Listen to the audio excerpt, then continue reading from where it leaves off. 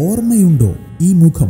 വളരെ മനോഹരമായൊരു ത്രെഡ്. അൻവർ സാദിഖ് എന്ന നവാഗത സംവിധായകന്റെ മികവ്, ജിത്തു ദാമോദർ എന്ന ഛായാഗ്രഹകന്റെ മനോഹരമായ വർക്ക്, നമിത പ്രമോദ് എന്ന നടിയുടെ വളരെ മികച്ച അഭിനയ പ്രകടനം, ജോൺ കുട്ടിയുടെ പെർഫെക്റ്റ് എഡിറ്റിംഗ്, സിനിമയ്ക്ക് പൂർണ്ണമായും യോജിച്ച രീതിയിലുള്ള ഷാൻ റഹ്മാന്റെ പശ്ചാത്തല സംഗീതം തുടങ്ങിയ ഒരുപാട് പോസിറ്റീവ് ഘടകങ്ങളുള്ള ഒരു കൊച്ചു ചിത്രം എന്ന നിലയ്ക്ക് ഓർമ്മയുണ്ടോ ഈ മുഖം ഏവരുടെയും അഭിനന്ദനം അർഹിക്കുന്നു. ഇക്കാലത്ത് ഒരു ചിത്രം അധികം കേടുപാടുകളില്ലാതെ പ്രേക്ഷകരുടെ മുന്നിൽ എത്തിക്കുക എന്നത് വലിയൊരു ശ്രമം തന്നെയാണ്. ആ ശ്രമത്തിന് ടീം ഓർമ്മയുണ്ടോ ഈ മുഖം വലിയൊരു കയ്യടി അർഹിക്കുന്നു. നിലവാര തകർച്ചയും സംഭവിച്ചിട്ടില്ല.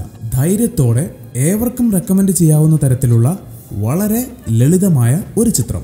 മനോഹരം എന്ന് നെഞ്ചിൽ കൈവച്ച് പറയാവുന്ന ഒരു ത്രെഡാണ് ചിത്രത്തിൻ്റെത്. പക്ഷെ അത് വികസിപ്പിച്ച് തിരക്കഥയാക്കി മാറ്റിയപ്പോൾ എന്തെങ്കിലും പിഴവ് പറ്റിയോ?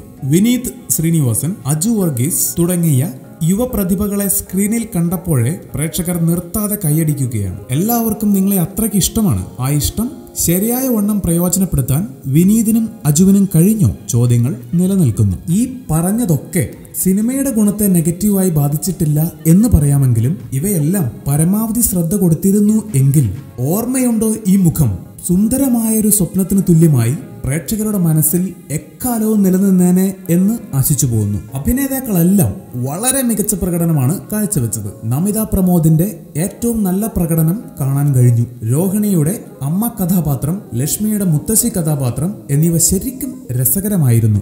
നിരവധി പേർ 1000-ലേറെ മണിക്കൂറുകൾ വിശ്രമമില്ലാതെ പലതരം കഷ്ടപ്പാടുകൾ സഹിച്ചാണ് 2.5 മണിക്കൂർ പ്രദർശിപ്പിക്കാവുന്ന ഒരു സിനിമ തയ്യാറാക്കുന്നത്. അതുകൊണ്ട് തന്നെ ഓർമ്മയുണ്ടോ ഈ മുഖം എന്ന സിനിമ കണ്ണുമടച്ച് കുറ്റം പറയാനുള്ളതല്ല, മറിച്ച് എക്കാലവും ഓർമ്മിക്കപ്പെടേണ്ട ഒന്നാണ് ഓർമ്മയുണ്ടോ ഈ മുഖം. Wait for more reviews and don't forget to subscribe.